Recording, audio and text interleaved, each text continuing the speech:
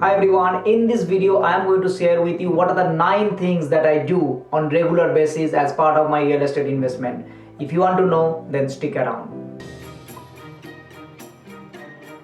The number one thing that I do is that I always go with mortgage broker. Every time I want to take a loan or I have to refinance, I want to go with a mortgage broker. Why? Because if I do not go with a mortgage broker, if I just approach to a particular lender, then I am actually missing out all the different places where what's the best opportunities that I have. Whereas my mortgage broker knows my situation, so I actually tell them that this is the reason I am actually doing this, and then he is going to shop around and going to find out the best loan deal for me. So I would always go with a mortgage broker as compared to going with an individual bank, because the mortgage broker is actually going to give me the better deal, and he's going to shop around, he's going to find out who is better based on my circumstances, and accordingly he's going to bring that loan. He also has the expertise in that area of writing multiple loans. He's been doing this day in and day out. Whereas if I go to the particular bank and then bank might say something and I don't know, it's always better to go with a mortgage broker. So that's the first thing. I will always go with a mortgage broker as compared to approaching to an individual bank.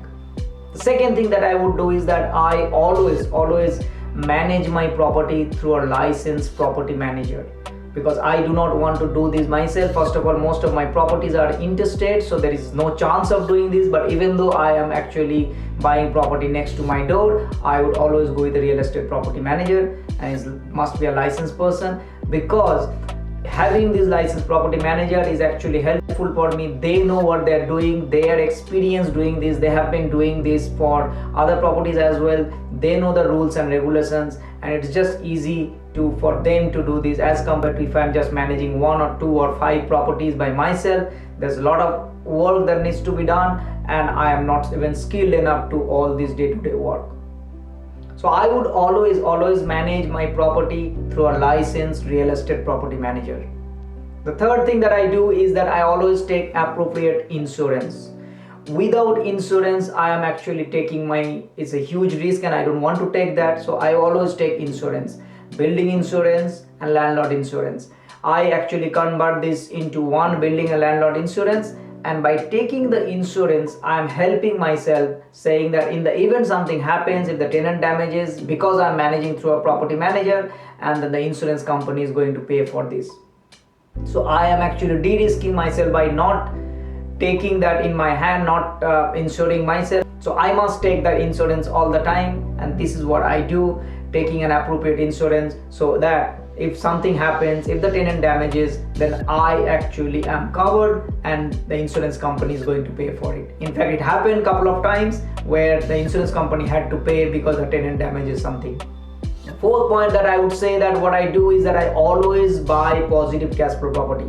Now this might be a bit challenging. It's right now at this moment where the interest rate is quite high, yet it is possible to get a positive cash flow properties if you look for it. If you are actually start looking to a negative gearing property because you want to save tax, then of course you are buying negative cash flow or negative gearing property. Whereas if you are looking for a positive cash flow property, if you are actually looking, then you need to think through that what problem you can buy, how that problem can turn into a solution, and then you sell the solution. One of the things is that buy something which is not nice, which is a little bit of renovation needed, and then you can change it, and then of course you get a better rent. And this is just one example. You can buy a bigger block and subdivide, put a granny flat, put a auxiliary building, and then get multiple rents. There are so many things that can be done to get a positive cash flow. In today's market, it is possible to get positive cash flow properties. I always tell myself that I would not buy anything negative cash flow. I would not buy something that is negative and I have to pay money every single year. I would always buy positive cash flow property. So these are the things that I do as part of my real estate investment journey. The next one that I do is that I inspect all my properties at least once a year. Personally, I live in Sydney, all my properties are in Queensland, and I go there once a year with my property manager, and I actually see all these properties and see what's the condition, how the tenant is actually keeping up the property. By going there, I actually make sure that the tenants are also knowing that okay, the owner is coming, so they will take care of the property even better, and my property manager knows that I am coming, so they will also ensure that they are doing the things that they are supposed to do. And this is something that works for me, and I always go once a year and I talk to my property manager. Is also a good of a chance to talk to them and understand what's the challenges, what are the things that is happening about the tenant, about the history, and how the market is behaving. So it's actually working for me by going there once a year and talking to them and understanding them all these situations. So I would always go every single year to see all my properties. I know way too many people, they don't do that, and that just difficult for me to even digest that hey, I am buying hundreds of thousands of dollars of property, and then if I'm not even inspecting, if I'm what kind of investor am I? So I go every single year and sometimes twice a year, and to understand what's happening. This way I push my property manager and my tenant to keep the property nice and tidy. The next thing that I do is that yearly financial return. I want to see where I am at in my terms of my financial journey, in terms of my investment journey, and I want to see yearly. So having a financial return and knowing how much money I am making, how much I am losing, what are the things that's happening, is actually going to give you a better renewed approach of okay, what should I do next year, what are the things that I can bring in. So having this kind of financial return statement, going through this financially what's happening, is an important part in my investment journey. The next one that I do is that yearly discussion with my accountant. I want to know that how much money that I'm actually making, how much money is saving, what are the ways that I can save tax, and what are the types of properties that I can buy. All these things that I want to know, and for that I want a discussion with my accountant, because what kind of property I would buy, what is my financial return, my accountant knows how my assets are also performing. It's worth having a discussion once a year at least, and to talk to them to understand that what can I do next year, what are the things that might work for me, what are the things that I should consider, and then my accountant will also give me a legal way of tax advice, how I can minimize the tax. So having a every year discussion with an accountant is an important part for my life also. And the next one that I would like to say is that I always hire a licensed trade person.